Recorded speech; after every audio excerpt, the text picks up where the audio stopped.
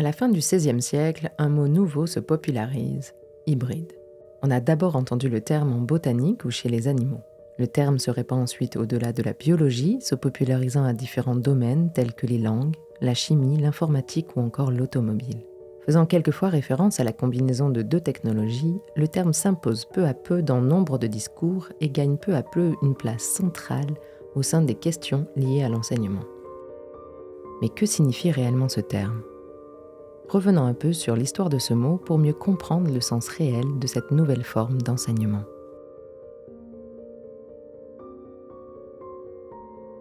Chez les végétaux, il nous arrive bien souvent de créer des hybrides en pratiquant une pollinisation dite contrôlée. Cette pratique d'hybridation, en botanique, trouve ses premières traces dès 1820 en France, en viticulture. Mais à la même époque, les pépiniéristes multipliaient déjà aussi les variétés de roses. On estime par exemple la première hybridation du rosier-thé à la fin du XIXe siècle, que l'on doit au pépiniériste et rosiériste lyonnais Jean-Baptiste Guillot. L'hybridation, dans ce contexte précis, s'opère ainsi par la mise en relation entre le pollen prélevé sur le parent mâle et le pistil de la fleur du parent femelle. Le résultat de cette pollinisation, qu'elle soit naturelle ou contrôlée, est alors une graine hybride. Cette nouvelle graine porte alors l'information génétique des caractères des deux parents. Dans son processus artificiel, la pollinisation vise à créer des hybrides ayant des qualités spécifiques, héritées et choisies de deux espèces existantes. Pour conclure cette parenthèse qui sera d'un réel intérêt pour la suite de notre définition de l'hybridation dans l'enseignement, il est important de mentionner une chose somme toute importante, c'est que l'hybridation ne vise pas à changer la nature profonde, génétique d'une espèce, mais plutôt à en créer une nouvelle par la combinaison contrôlée et choisie de deux variétés existantes. Mais qu'en est-il au niveau de l'enseignement ? Blended learning, dispositif hybride ou encore formation hybride, nous n'avons de cesse d'entendre parler de cette forme d'enseignement et d'apprentissage. Pas si nouvelle que cela, mais popularisée dans de nombreux échanges depuis 2020, que se cache réellement derrière ces termes ? On a entendu beaucoup de choses pendant cette période de Covid où on mettait l'hybride à toutes les sauces. Et on parlait d'hybride parce qu'on faisait du synchrone en même temps et que les gens étaient à distance. On parlait d'hybride parce qu'ils étaient en asynchrone. Et personne ne savait plus ce que c'était que l'hybride. La formation hybride, pour choisir une de ses appellations les plus courantes, constitue un sujet de recherche à part entière depuis déjà plusieurs décennies. Au-delà d'un modèle de scénarisation pédagogique type, c'est la nature propre et la qualité des apprentissages réalisés dans le cadre de ces dispositifs qui suscitent réellement l'intérêt des chercheurs et chercheuses en sciences de l'éducation. Si je me risque à une définition, je dirais que un enseignement hybride, c'est l'ensemble des éléments de cours qui sont dispensés ou qui sont délivrés en temps réel, en présentiel et en distanciel, le tout de façon synchrone ou asynchrone. Donc avec vraiment l'idée de pouvoir bien englober derrière le hybride à la fois le synchrone et de l'asynchrone. On peut faire de l'enseignement hybride synchrone, contrairement à parfois une idée qui peut être un peu répandue de hybride égale asynchrone. Ça peut être une des formes, mais en tout cas, enseignement hybride, ça n'est pas exclusivement ça. Formation ouverte et à distance. Alors, ouverte à distance, ça veut dire c'est une formation où la présence du formateur n'est pas nécessaire tout le temps. Une formation dans laquelle le temps peut être différent, et donc là, la notion de synchrone et d'asynchrone apparaît à ce moment-là. C'est-à-dire qu'il y a des moments où on travaille ensemble, des moments où on travaille séparément, et des moments où il y a un éclatement aussi de l'espace. On est en présence et éventuellement à distance. Mais on s'était beaucoup battu à l'époque que ce soit toujours avec de l'humain. Les deux humains importants, c'était l'apprenant d'un côté, ou les apprenants, et le formateur. Donc en fait, on excluait des dispositifs où le formateur était absent. À l'heure actuelle, aucune définition ne trouve encore de consensus. Mais alors, que se cache-t-il réellement derrière ces pratiques ? Revenons tout d'abord dans le temps sur les premières traces de cette forme d'enseignement. Plus de 40 ans après le téléphone de Bell, une nouvelle technologie va venir révolutionner la société de son époque et marquer profondément les pratiques d'enseignement. La radio. La radio s'est vite imposée comme la nouvelle technologie pour apprendre. Elle s'est d'abord démocratisée aux États-Unis, au Canada et en Australie, où la distance de l'école dans les zones rurales était un problème. Un problème qui a évolué, mais reste toujours d'actualité. There are students who are able to attend online who simply couldn't be with me in Edinburgh in the physical classroom. There are students who are in different parts of the world. There may be cost issues involved. Students will be working full time. So for those students, there's simply no option of them being physically present. So it opens up those educational opportunities to a broader range of students. And as soon as we have a broader range of students in the classroom, we have different perspectives. People are able to talk about things in their part of the world, their educational experiences, their subject interests, their life experiences. And so the wider classroom experience is that much richer. Précédant Internet ou encore la télévision, la radio a été le premier média de diffusion de masse utilisé pour l'apprentissage. Il n'y a pas de meilleur exemple de cette influence que Martin Dougiamas, alias Monsieur Moodle. Le pays des cygnes noirs. Kangourous gris, cacatoès et étendues de sable jaune. Martin grandit dans une région reculée et désertique de l'Australie dans les années 70. L'école la plus proche se trouvant à plus de 1000 km. Aussi, ses parents l'inscrivent à l'école de l'air de Kalgoorlie. Il suit donc toute sa scolarité avec du matériel scolaire livré par avion. Au-delà du simple modèle de diffusion, du matériel d'apprentissage à distance est diffusé par radio à ondes courtes, au travers de communications bidirectionnelles entre les apprenants et apprenantes et les enseignants et enseignantes. Cette modalité permet un enseignement plus complexe, personnalisé et qui inclut du feedback par l'enseignant ou l'enseignante et par les pairs. Il s'agit ici déjà d'un format d'apprentissage hybride, mêlant des échanges radio synchrones avec des travaux à effectuer en asynchrone par les apprenants et les apprenantes, sur la base de ressources écrites et des leçons ou des communications en direct. Cette approche précoce, en ligne et hybride de l'apprentissage a clairement mis Martin sur la voie du succès. Son logiciel gratuit est largement utilisé dans le monde entier, aidant des millions de personnes à recevoir une éducation qu'elles n'auraient peut-être jamais pu avoir avec des méthodes traditionnelles. Revenons au banc de nos universités actuelles.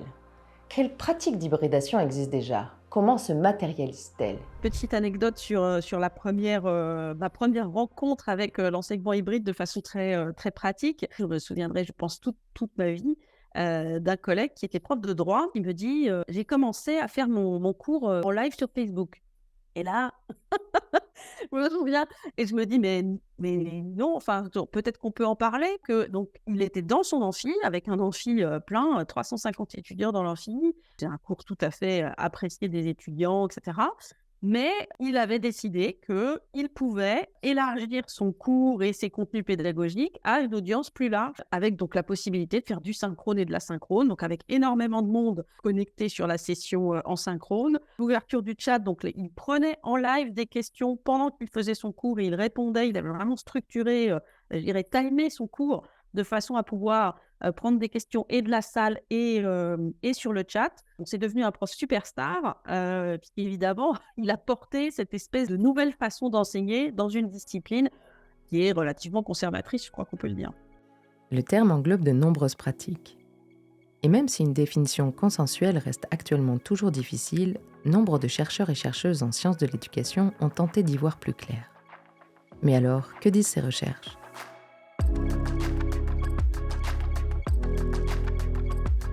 Le terme hybride se retrouve sous différentes dénominations dans nombre de la littérature anglophone et francophone. Ces termes sont quelquefois utilisés comme synonymes et quelquefois ils visent à se distinguer des autres afin de définir des pratiques plus singulières. Il devient alors difficile de trouver un langage commun unanime et ce, malgré les efforts des chercheurs et chercheuses en sciences de l'éducation. Le projet de recherche collaboratif iSup, mené par une équipe internationale, francophone et interdisciplinaire de chercheurs et chercheuses, vise à mieux comprendre les dispositifs hybrides et leur effet sur l'apprentissage et l'enseignement. Dans leurs travaux, Nathalie Deschriver, Bernadette Charlier et Daniel Peraya complètent en 2014 la première définition réalisée en 2006 dans le cadre du projet iSup. Dans cette dernière, il et elle suggèrent ainsi que ce genre de dispositif de formation est porteur d'un potentiel d'innovation pédagogique particulier lié aux dispositifs technologiques qu'il intègre. Dans la suite de leur définition, ils explicitent que ce potentiel d'innovation peut s'exercer au travers de différentes modalités et qu'il s'exprime à travers la manière dont l'ensemble des acteurs et actrices du dispositif tire parti de ces dimensions innovantes. Ok, alors essayons d'y voir un peu plus clair. Les chercheurs et chercheuses définissent également l'importance des différents rôles de l'enseignant ou l'enseignante dans l'actualisation de ces dimensions innovantes. First of all, about learning design and about the way in which you guide a student through if I'm talking to them, I can see a class, particularly a small group, I can see people not understanding. I don't have that in the asynchronous space. I don't have that opportunity to do that. So I've got to think of the problems. I've got to be more deliberate about the construction of the process that we take someone through. So that's the first thing about learning design for asynchronous access.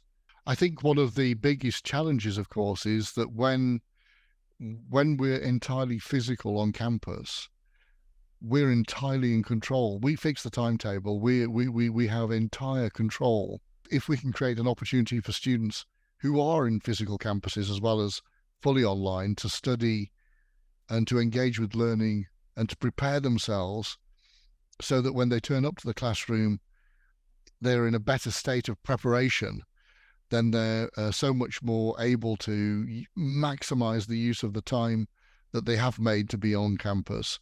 And I suppose it's part of the flipped methodologies, deconstructing time to allow to allow the individual to take control rather than us being in control. In some ways, it's also an intellectual step for me as the pedagogue to recognize that I have to concede. I have to cede some of my control, of my authority almost, but doing it with adult learners, with university students, should always have been at the top of our minds anyway. So I shouldn't have a worry. If I know my subject, I don't need to be worried about ceding some control to my students, because what I want them to be is smarter than me. La multiplication des rôles de l'enseignant ou de l'enseignante semble ainsi jouer un rôle central dans l'hybridation. Et qu'en est-il de la place de la technologie dans cela ? Les chercheurs et chercheuses du projet iSup identifient dans leur première définition de l'hybridation que cette dernière pourrait s'envisager par les choix opérés au travers de 5 dimensions. L'articulation entre présence et distance, la médiatisation, la médiation, l'accompagnement et enfin l'ouverture. En 2022, une étude est publiée sur la base d'un travail réalisé dans le cadre d'un groupe thématique numérique GTNUM par l'Université d'Aix-Marseille. Le groupe de chercheurs et chercheuses revient ainsi sur les 5 dimensions proposées par iSup en 2006. Intéressons-nous déjà aux notions de médiatisation et de médiation. La médiatisation y est ainsi définie comme l'ensemble des outils mobilisés par le dispositif technopédagogique pour mettre en média les contenus et pour communiquer et interagir. La médiation désigne quant à elle la façon dont les acteurs et les actrices du dispositif vont utiliser ces outils. En d'autres termes, il semblerait que ces dimensions touchent à la question de l'utilisation et des usages des outils dans l'enseignement et l'apprentissage. Lesquels sont utilisés? Comment sont-ils utilisés? Dans quel but sont-ils utilisés? Bon, il serait normal de croire que ces concepts de médiation et de médiatisation soient assez récents. Cependant, ils sont finalement loin d'être des néologismes. Pour retrouver leurs origines, il nous faut remonter à l'apparition du terme média. Le terme francophone est issu de l'anglais mass media, média de masse, qui lui-même trouve son origine du mot italien media, ou encore du pluriel latin de medium, signifiant milieu, intermédiaire. L'origine du mot anglo-saxon media apparaît au XVIIIe siècle et possède déjà un sens proche de celui que nous lui connaissons aujourd'hui, c'est-à-dire un moyen, un intermédiaire. C'est avec l'apparition des nouveaux moyens de communication de masse comme la radio, le cinéma ou encore la télévision que le terme mass media apparaîtra ensuite. Le concept de médiation appliqué au champ de l'éducation est quant à lui assez récent. En effet, c'est dans les années 20 que le concept de médiation a pris une place centrale avec l'approche psychologique des processus mentaux développée par Vygotsky.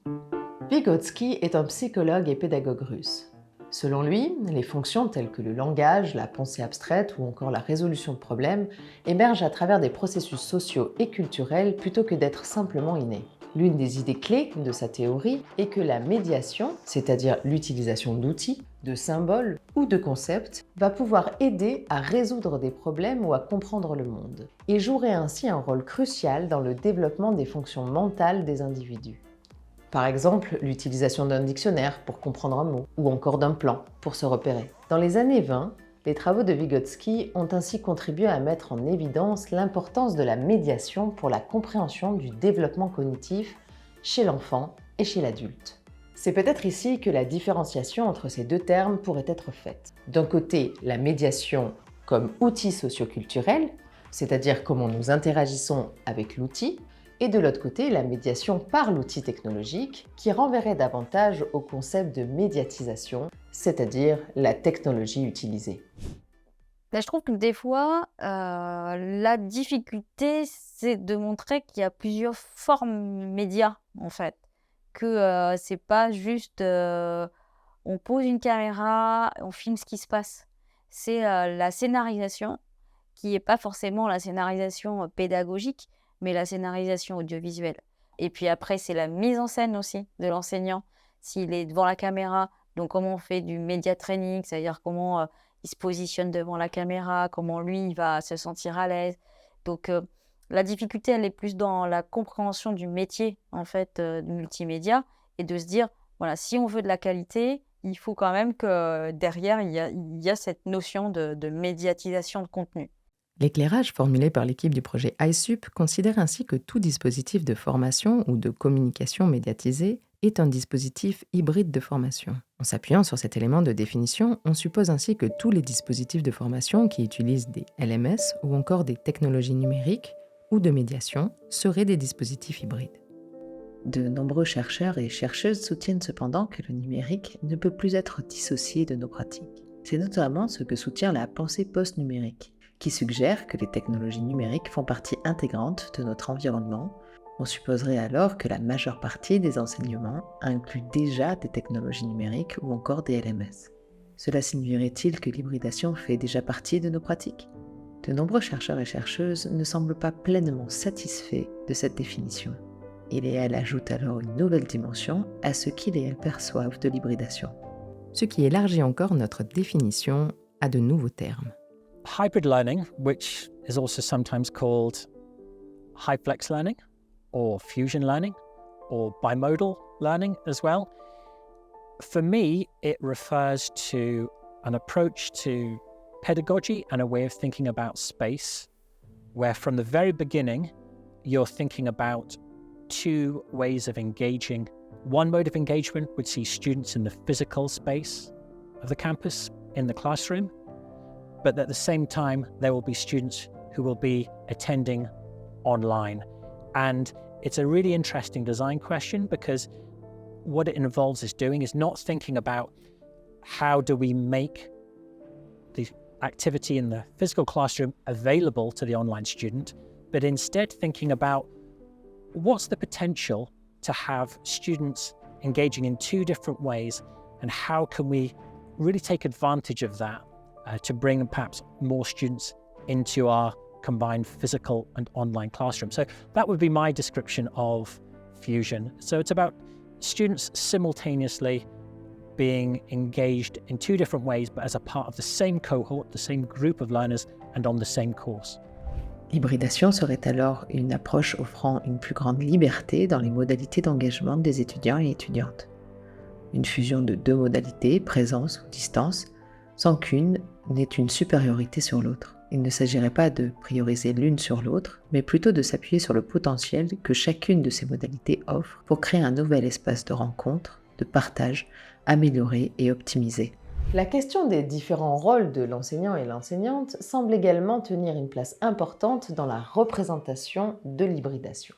Tels des chefs d'orchestre de l'enseignement dans son ensemble, ils et elles doivent alors penser leur symphonie dans une vision spatiale et temporelle.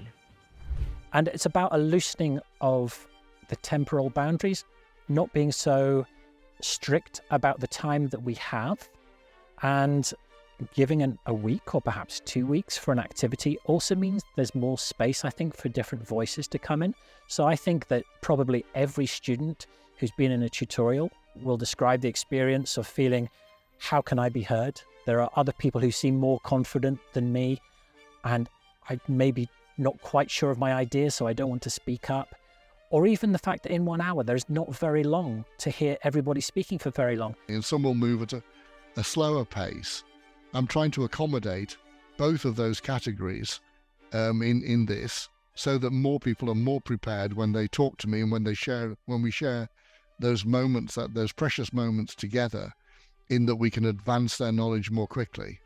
And I think in many cases, and I guess I would say this because I do a lot of online teaching, in many cases we can do things in online spaces that are more difficult to achieve in the physical space, and we can reconfigure space and time to allow more time for students to work on assignments, to potentially bring in more voices. So I think there's really rich opportunities for types of learning in the online setting that are harder to achieve sometimes in the more conventional, traditional classroom.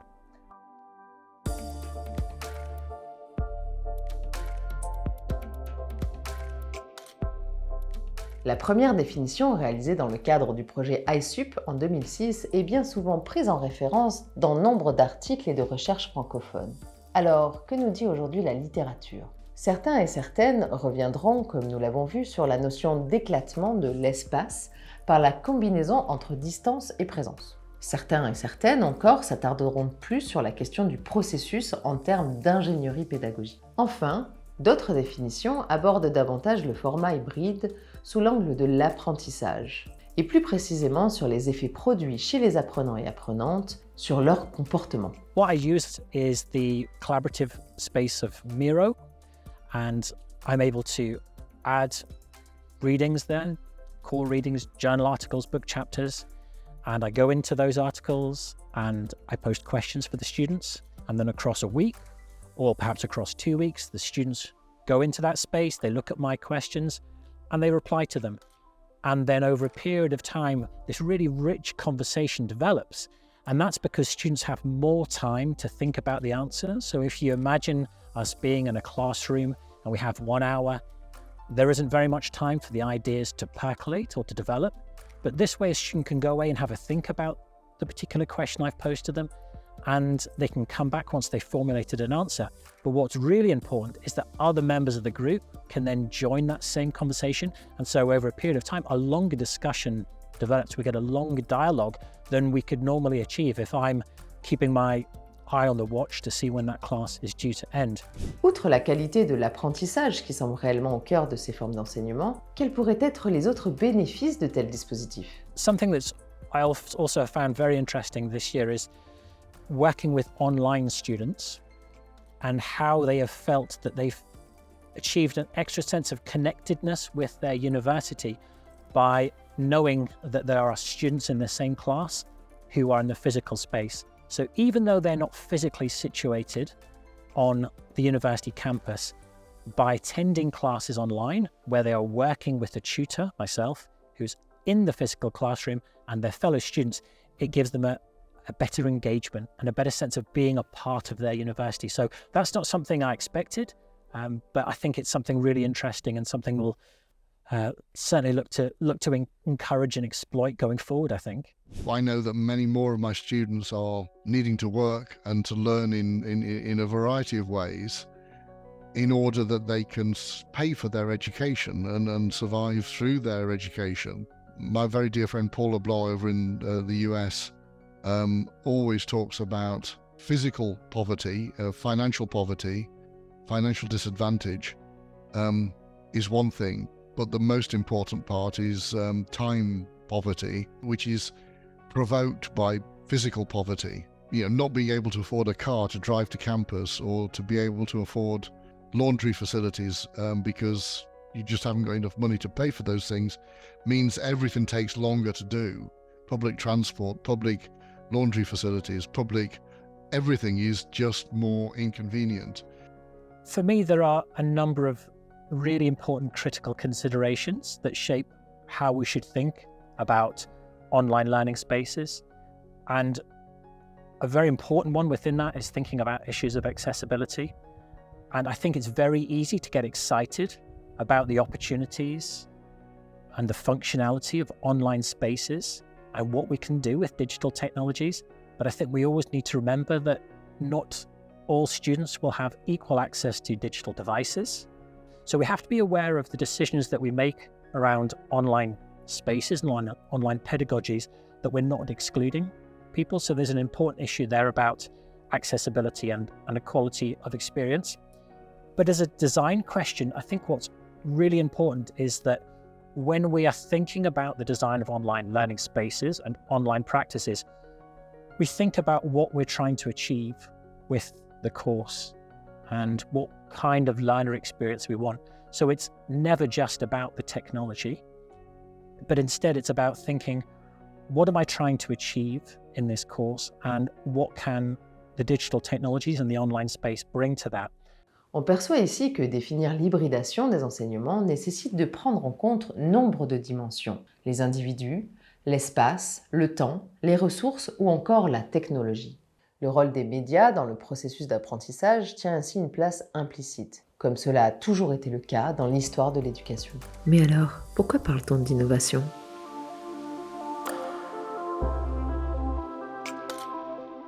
Pour moi, l'hybridation, c'est le mot hybride, hein. On l'entend souvent, c'est le numérique et le présentiel, c'est le distanciel et le présentiel. Pour moi, c'est un mot qui va disparaître, hein. J'ai envie de dire comme numérique. C'est pas gentil quand je dis ça, mais parce qu'en fait, le numérique, ça fait partie de nos vies. Et donc, hybrider, bientôt, ça fera partie de nos vies, quoi. Donc, en fait, c'est de se dire, on invente quelque chose quand c'est la nécessité de lui mettre un mot fort, en fait. Donc c'est pour ça, on utilise des outils numériques. Ouais, d'accord, on est dans l'hybridation. Oui, mais parce qu'on a envie d'expliquer quelque chose qui n'existe pas aujourd'hui, mais quand ça va exister, on n'aura pas besoin de le dire. Enfin voilà, ce mot n'aura plus de sens.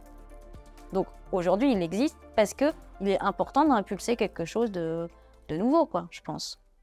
À présent, revenons sur la notion d'innovation mentionnée dans la définition de l'équipe de HiSUP. Le terme innovation apparaît au XIIIe siècle et vient du latin innovatio, de novus, signifiant nouveau ou neuf. Si l'on combine les apports de la littérature, les témoignages de nos experts et expertes et les apports de la biologie à notre compréhension de l'hybridation, que pouvons-nous en tirer ? L'hybridation dans l'enseignement ne serait-ce pas simplement un processus de création d'une variété nouvelle d'enseignement, à la manière d'un rosiériste qui sélectionne les caractéristiques de variétés de fleurs existantes pour en créer une nouvelle, hybride, singulière et unique. Il s'agirait alors de sélectionner chaque dimension en se basant sur les opportunités qu'elles offrent, spatiale, présence ou distance, temporelle, synchrone ou asynchrone, ou encore les ressources, numériques ou non numériques, et de les combiner pour permettre de créer une forme d'enseignement nouvelle dans laquelle l'apprentissage serait optimisé. Blended learning would be, for me, the use of technology seamlessly into physical classroom to enhance learning. So if I were able to measure the amount of learning gain that takes place in the physical classroom or in the virtual classroom, and to put them together and see that the learning gain were increased across that blended space, that space where technology and physical and text and all of the other learning approaches come together. That's when blended learning is working from my perspective. Et si l'absence de consensus quant à la définition précise de cette forme d'enseignement était finalement l'essence même de ce que l'hybridation représente?